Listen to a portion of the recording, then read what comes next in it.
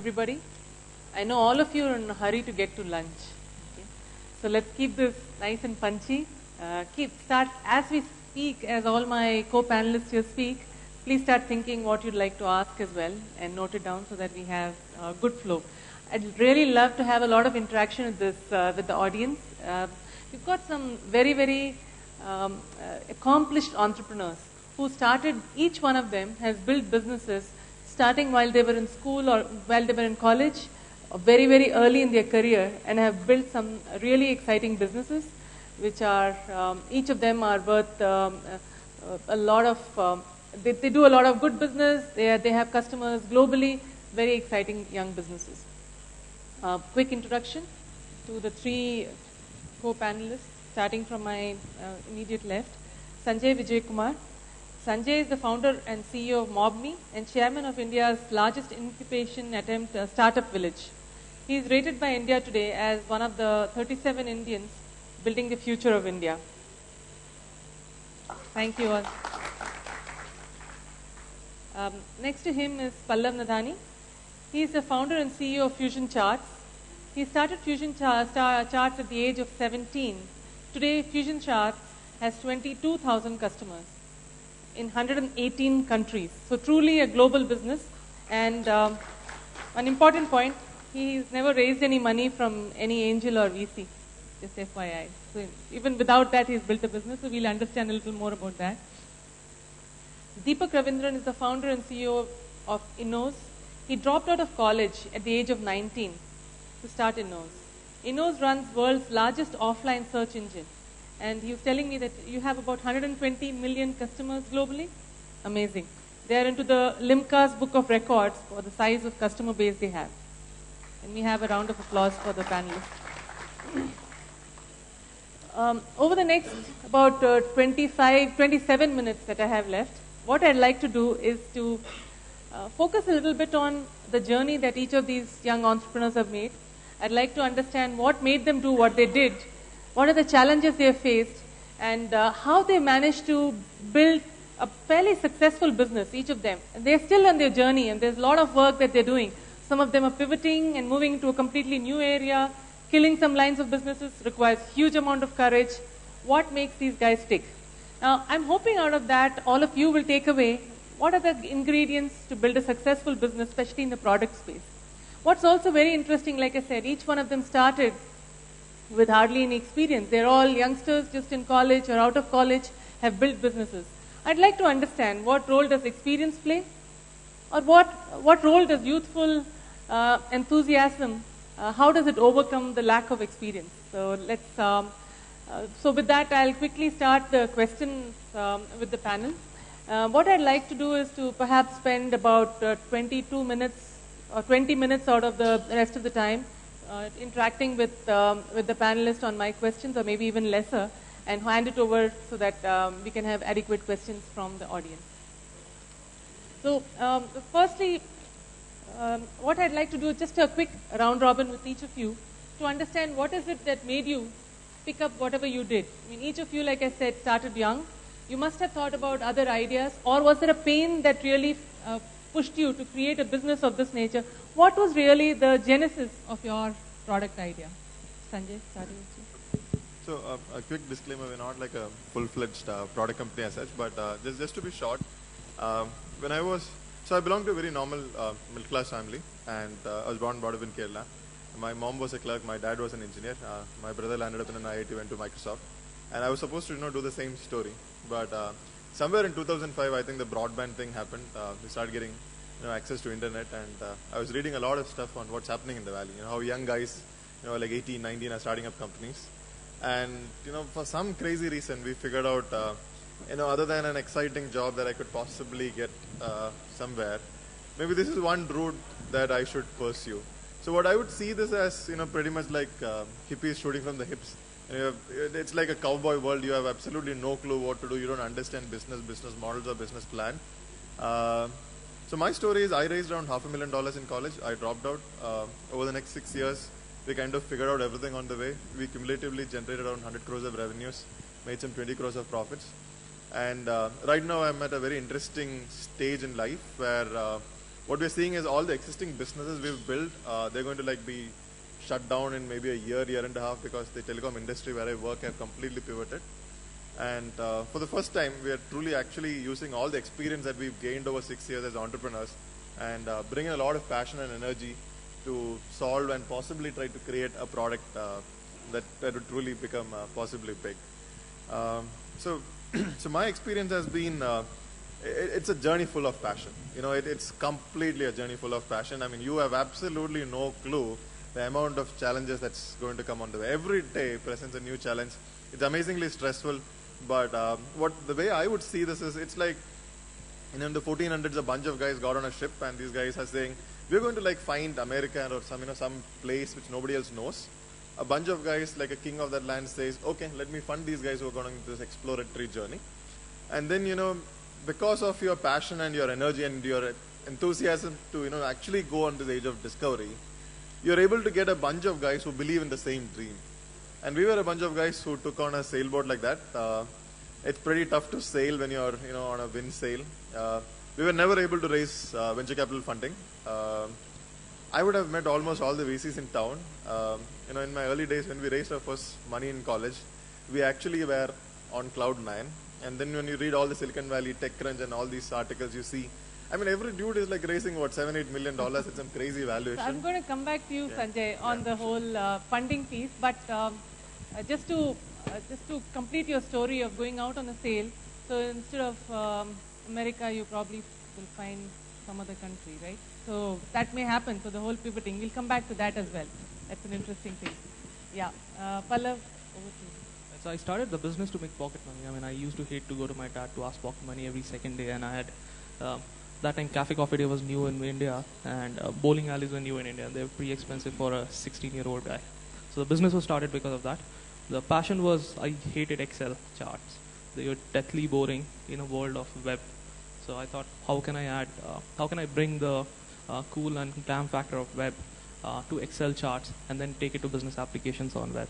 So that was these two culminated in starting a business. It was a whole lot of serendipity. Didn't plan for it. The moral of the story for all the parents is, don't give your kids any pocket money. Who knows, they may become successful entrepreneurs. Possibly. Or give them a little bit so that they know what they can do with it, and ask them to figure out the rest. And then take it away from them quickly before they get addicted. Thank you.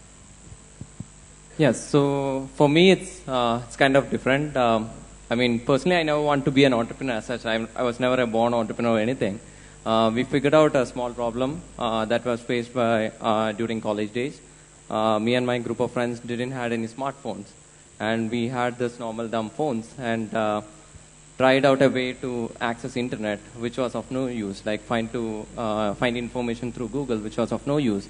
And we decided to start up a small SMS product, which was a final year project, as every engineering college has this final year project and such.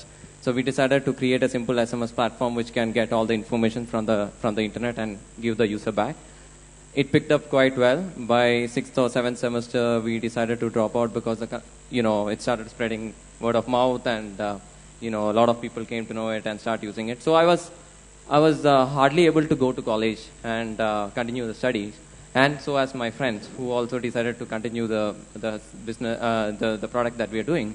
So we decided to drop out. Later met telecom operators, which was based out of Gurgaon. Decided to go there. Started convincing them. None of them was actually interested because we were all young. Looking at us and carrying the CEO card was kind of fancy for that time. And but eventually figured out a global problem where there is hardly any smartphone market as such at that point, even though the things have changed a bit. But still there is a large opportunity. If you look at the global market, there are 5 billion, 6 billion phones, but hardly 1 billion smartphones, but rest of all is dumb phones. So we are trying to give an access to internet or a neat form of it over through SMS, which is the alternate platform.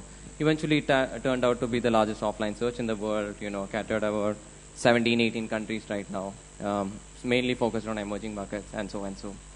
Most of the team are right out of college, which is a good sign.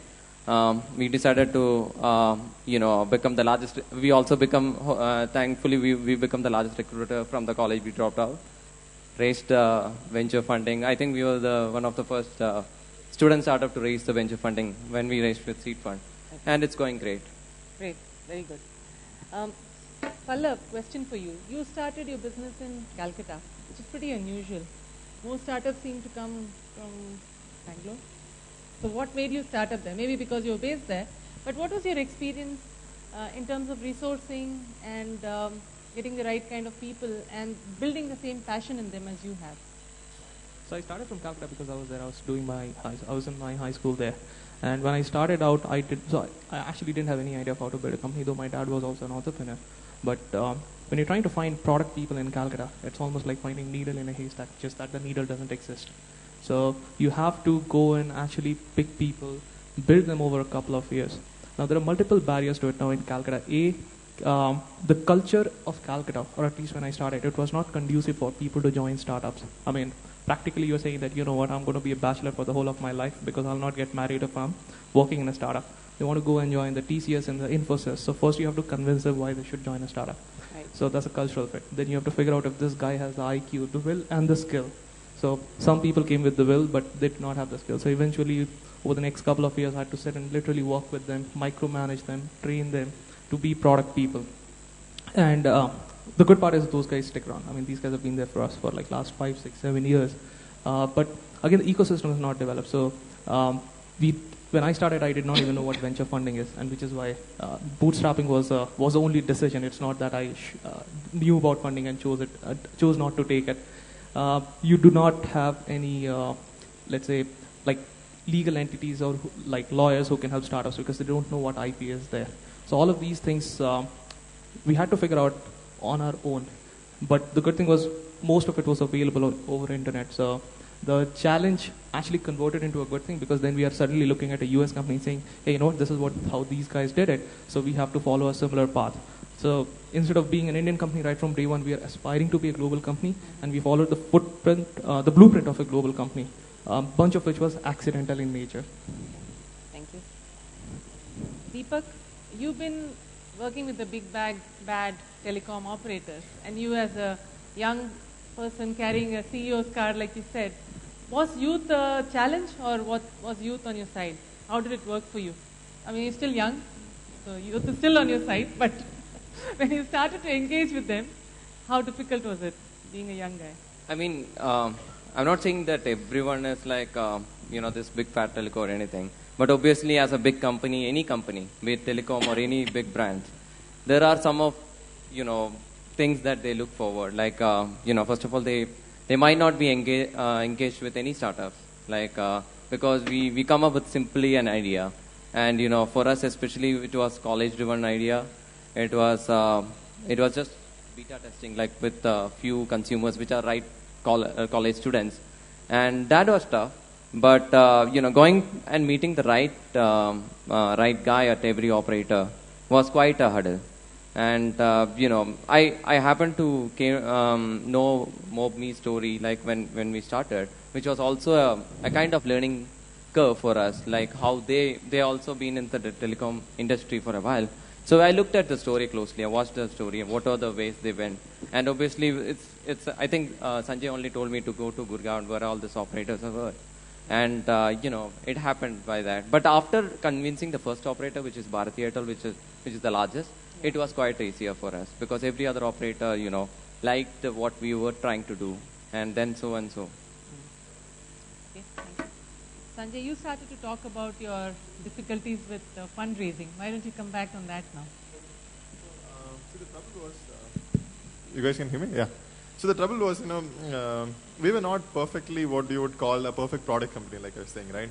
So I was like milling at these opportunities. And when I started the business, my only thought process was there are like 300 million mobile subscribers now. This whole thing is going to grow to like 900 million. And along this path of 600 million being added, I'll find my hooks. So I'll throw these hooks in there. Some of them will stick, some of them will not stick. And very soon you realize if you're smart enough, a lot of things start to stick. And then suddenly you become a company with, multiple product streams, multiple ways of generating revenues. So the traditional questions like, where is the curve and, the growth and, other like, are you focused?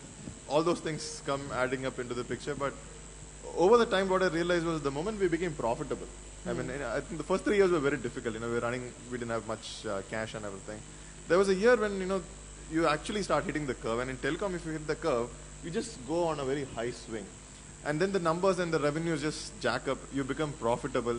And then you start getting all the calls from all the guys who said no, saying, now you guys are like the interesting guys to, fund. So it didn't make any sense, right? When you wanted the fund, it doesn't come. And when you are like profitable and when you don't need the fund, all of them give you a call. So even when we actually went this time around, so we figured you just raised... yeah, so we filed for an IPO. And there's this thing called the SME Exchange for Startups. So I figured out that the same problem that I'm facing, a lot of startups are facing. See, in the US, 20,000 startups get funded a year. No, 60,000 startups get funded a year. The $20 billion go into that startup ecosystem. And in India, maybe like 150 startups get funded. So you've got to break that model, find out a new way. So one of the things that we figured out, we were good enough to list in the BSE or NSE main exchange. Okay, but an IPO is a crazy idea, right? But there was a small exchange called SME Exchange. Nobody was doing that. And we were never afraid to kind of, do these new things. One of the things I figured is, if we go and list in the SME Exchange, maybe it would inspire a lot more people to actually raise funding through an alternative route. We filed and we got an approval on April 2nd. I didn't get it before March 31st, which means I've got to re-audit statements. When I raised funding, I raised funding from simple people, Everybody who put money on me just looked at me, didn't look at any of the plans. They just said, this guy will kind of figure it. The last round of funding I raised was 16 crores. I would call it a very large angel round. There are these very interesting people who are like completely under the radar in India. Nobody has heard of them. But these guys have been putting a lot of money into the angel funding ecosystem. These are fundamentally entrepreneurs who understand the pain of fundraising and who build very large successful companies for now funding startups. So I didn't even know these guys existed. One of the guys just gave me a call. And so how did you access them? Can you give some tips to people here how to find these guys? So I didn't access them. That's the whole point, right? They accessed me. Right. The guy gave me a call one day and said, so I run this company X. I'm like, I haven't heard of it. Then he said, it's in pharmaceutical space. Okay, I'm in telecom. Then the guy says, look it up, it's $1 billion company. I'm like, what the hell, Can you like run the name of the company once again? And then he said, like, come down to Bangalore. So I meet him in Bangalore. We have a session for, 3 hours. The next morning, 10 crores is in the bank. I mean, there is no term sheet. There is no agreement. You have a meeting and like literally 10 crores in the bank. I mean, that's like really cool. I'm sure a lot of budding entrepreneurs here want the address and the phone number of this gentleman. Yeah. So maybe you can take it, you share it offline with some of them. This quietly. guy just made like a ton of money. He's been investing in some of India's most interesting companies. Has made like 150x, 50x returns. See, the good thing about raising money from entrepreneurs is that they have a very large horizon. Okay. See, so I figured out it's tough to raise money. One of the funny things that we are doing is we've now registered a venture capital fund. We're setting up a small $20 million venture capital fund. We've just got an approval from SEBI. Just to see, what's the mindset of a venture capitalist. And now when you understand that mindset, you now really know why they are thinking like they are thinking. But that's one of the things we are trying to disrupt. I feel that, see, in India, people have passion, motivation, and determination. Okay, we don't know rest of the stuff. The rest of the stuff is something that we figure out on the way. But everybody wants to see the team and the idea and the business model and all that stuff on day one. Which you all don't have, so how will they find? Which is not there, right? yeah. So great. Yeah, thanks for that. Over to Pallav. Much of your customer base is outside India. So how difficult was it to sit here and create a product that you want the rest of the world to consume? Actually, how do you put yourself into their shoes and imagine what is it that they are looking at and what is the competition that they will be considering you against? Right, so that was the easier part for us. I mean, because we were right from day one, we were not inspired by any Indian company per se, because there were not enough Indian product examples. So whenever we had to look up at an inspiration, we would look up at the global stories and see what these guys have been doing. And initially, all I had to do was replicate. So whatever they did in marketing, I would figure out, okay, you guys spent $100,000, I have $50 today. What can I do in $50 today with that kind of marketing? The challenge was selling that in India with the global product. And when we have thousands of customers as well globally, like a lot of companies in India bought our product and they did not know it was an Indian product. And later when we put up a trade shows in India, they came and met us and said, oh my God, if I knew it was an Indian product, we would not have bought it. Because they don't have that faith on the quality, or at least till 2008-9, they did not have that faith in terms of Indian product. So we were very strong in terms of our marketing focus. And we figured out ways to how to optimize our marketing initially for the first 5-6 years without spending a bomb on it.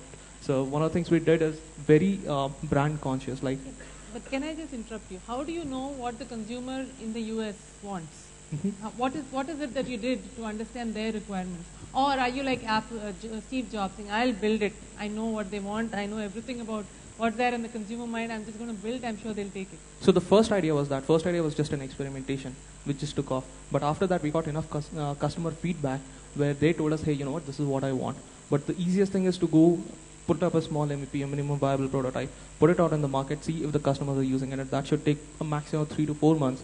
So the faster you go to the market, the better it is with the MVP, and then keep working on that and improving. Right. So that has been your... Right, and then we built multiple products around that. So a lot of customers came and said that, hey, we want to use your product in different contexts, and then we understand how many of such customers are asking, and then we have an internal poll that can we do this. So obviously there's a capability factor to it as well, and then we go and say that these are markets that we can do. So we figured in a couple of products where we built products. There was a need in the market, but we couldn't figure out the distribution overnight. So when we are reaching out developers, which is our flagship, these developers search for our products online, so the demand is generated online. But if we have to go to, let's say, the non-tech users, now they're not actively searching. So satisfying the distribution channel for them did not work out, even though we had a great product. So we had our failures in distribution in such a case. Okay, thanks. Can we start getting the questions from the audience ready? Can you give a mic there? And another one here. I'll just come back to them. If there another mic, then you can take one of these and give it there. Over here. Okay. So one question before I open to them. That's to you, Deepak. What was the mentoring that you were looking forward to? Did you receive it? Did you get enough people helping you out to open doors or to just tell you what is it that you should be doing better? Did you struggle along your way? Oh yeah, I think most of them, mentorship means like that was the main thing that we received, like right from the start, like I mentioned. We always look at some role models to start off with, right? I mean, because we come with no experience. So I looked at, for example, when we started, I looked at Sanjay. Then I looked at someone else. So was Sanjay helpful or was he not? Yeah. So he also angel invested in me when we started.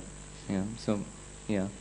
And so right down the path there were a lot of people, including the investors that we raised. Seed fund itself was like quite a exciting time for us because they helped us in a lot of other ways other than the funding, which we were profitable for the last 2 years. So we never wanted to use the funding though we raised in buffer.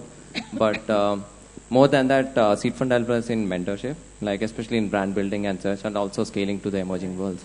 Sure. Yeah. Okay, thank you. So, question? That lady first. Yeah.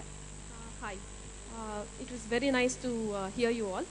My question to you is, when you started the companies that you started, did you think of the exit when you were starting? Because a lot of times I'm hearing today or yesterday was that people are looking for a merger sometime or looking for an exit, a VC funding. They want to get out of the business before they are in. So did you start off like that, or did you want the entrepreneur lifestyle with you? So I did not start looking for an exit because for me, at least when I started, I did not even know what an exit was. I was in Calcutta and there I was a frog in the well, right? So, but later on, as and when you develop, so the thing about building a company is you don't think about an exit proactively unless you have VC money. Just keep on building the business, keep on enjoying. There are high times and there are low times. Even in our 11-year history, we've got multiple acquisition offers, which we have not taken. Some we intended to take, some we did not take intentionally. But given a point, I mean, people talk about burnout and fatigue. I think that's a misnomer if you're passionate about your business and what you're building. And more often than not, once you have one successful product line or one successful business, you'll be incubating so many more ideas internally and you'll be constantly experimenting with things. So one of the things is, if everything is going fine, something is wrong in the company. Please try and break something so that at least you get a chance to have some more fun. So then exit is not the most important thing. And in our case, we are very profitable. So we don't have to worry about like, where are we going to like expand from, or how do we incubate more businesses internally? Okay, thanks. So I have a question for Pallav. I've looked at your product and it's got a very strange pricing model. It's got a very steep entry barrier to it. How did you figure out pricing? Does that pricing work for you? So two things. One is when we started, we are not the most expensive kid on the block, though we created this product category. So over the years, every single year, we have increased our pricing, and that is with a reason. Pricing creates a perception of the product. So we did not want it to be branded as a cheap Indian product. We said, even today, we are typically 4 to 5x more expensive than our US or global competitors, and we deliver that quality of the product as well, which goes with the pricing. Secondly, we figured out that if we don't increase the pricing, we are not moving up in the value chain. So whole my life, obviously we still sell to developers, but we want to get to the next level, the guys who are the managers, the guys who are the technical leads, and then group managers, and portfolio managers, and CTO. If you go to a CTO and say, hey, my product is priced at $500, it's just not worth his time. You got to tell him my product is priced at $50,000. Only then he's going to take a serious look at your product. And secondly, if you have channel partners or distribution, they're going to take a cut out of the product price. So if you're selling for, let's say, a couple $1,000s, 20% is still a couple of $100. That just does not excite him to sell your product. So you constantly move up the value chain and pricing by experimenting and by adding value in the product and repackaging it for the higher guy next time in the value chain. Okay, I see one question here. Any more? Can you get another question ready? While I have a question for Sanjay. You were saying that you're going to be killing some of your business lines and focusing on new ones. I know there is a business reason, there's a market is moving, all of that. But how does it actually feel when it's a very profitable, giving a lot of your cash, a big cash cow for you? How does it feel to kill something and say that I want to move on and build something completely different? Right. So that takes a lot of courage. Yeah, it does, and you need a large investor to back that dream also. See, the thing is, because we're trying to build a product company now, the most important thing, the asset is the people. Okay? And you've got very few really talented people who understand a vision or the dream that you're trying to build. Now, these few people cannot be engaged and wear multiple hats at the same time of sustaining an existing product which is generating cash profits. But do you want that opportunity which will make maybe a couple of crores of profits, or do you want to try the next big thing which would be $1 billion opportunity? Sure. So then we took a call saying, yes, we could make revenues here, but then it's just going to be not taking us where we want. See, that's a decision an entrepreneur makes, right? So, for example, if I play poker, I'm very bad at it because I go all in. I would have just 2 deuces and I'll go all in, right? But in business, you can control more of the environments that you have. So the effort is the same, the stress is the same.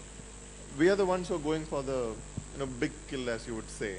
So then we've done this in the past. When I built the first product, it was not a product, but when we were building the first opportunity, for 2.5 years, we believed in a particular opportunity. It was like people sharing photos over mobile phones. So people had camera phones, they were growing. There was no opportunity to share photos because MMS was not interoperable. And every research report that you said, everything that you read says this is like a big opportunity. But somehow for 2.5 years we invested, it didn't work. It's very hard to one day decide that, we're going to shut it down. It's like a mental drain. All your life you've figured it out, but we've done it in the past. This time we're just doing it just that it's a unit. For example, my revenues were going we're slashing around 50% of our revenues.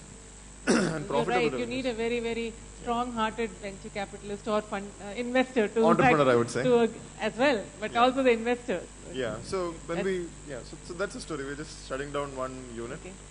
It's a big hit in cash, but then you're able to free up all your good people to focus on what you think is your next big opportunity. Great, thank you. So, question? Hi, my question is to Sanjay. Sanjay, you were mentioning during the discussion that you don't really necessarily agree with the way venture capitalists think in India and the way they approach entrepreneurs. And you went out and built out a really great startup ecosystem in the Kerala startup ecosystem.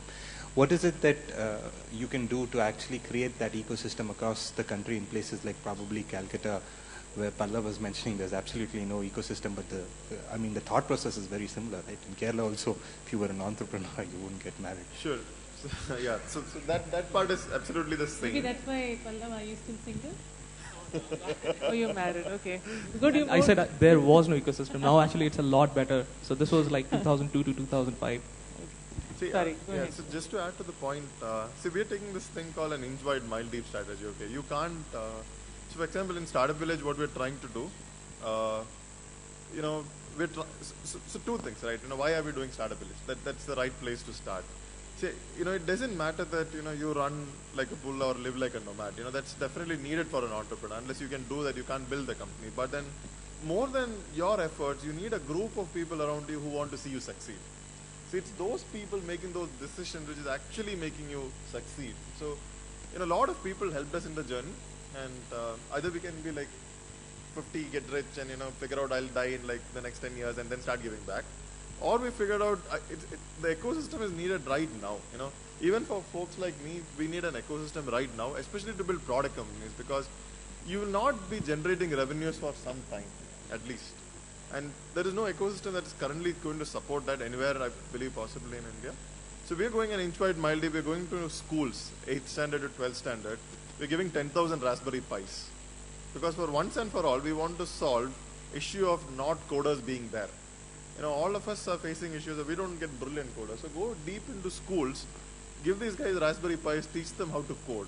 And then in schools, you know, teach them, for example, one of the policy changes we did was, you can now be in college, and this is the only time that's done in India, but if you come to Startup Village, you get marks and attendance.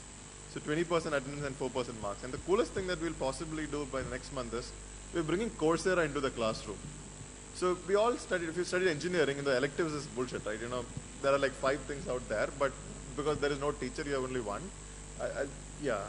But what we're doing is, from next semester, if you're studying in Kerala in any college, your university degree will say, computer engineering, blah, blah, blah, you know, so many courses.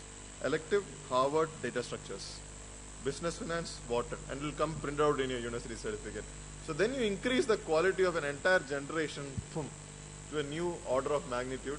And we're doing those kind of things. We work very closely with the political guys and the press, and I've got to wrap up. Thank you. So I think we've run out of time. I'm sorry. We do have run out of time. You can interact with the panelists after. But just to summarize, what I want to leave all of you with the message is that it is extremely difficult to start up, and the environment today is even more difficult with whatever. It's really very, very tough even for seasoned entrepreneurs today to raise money. But the fact is that there are still people like my 3 very, very successful entrepreneur panelists over here who, in spite of all that, have done some great work. So there's still, I think India has huge potential in its ability to create products from here, which is global facing. And if we have people like these who are very passionate, they will find ways to overcome the challenges that are out there. And with that, I'd like to close the session and thank the panelists for their time today.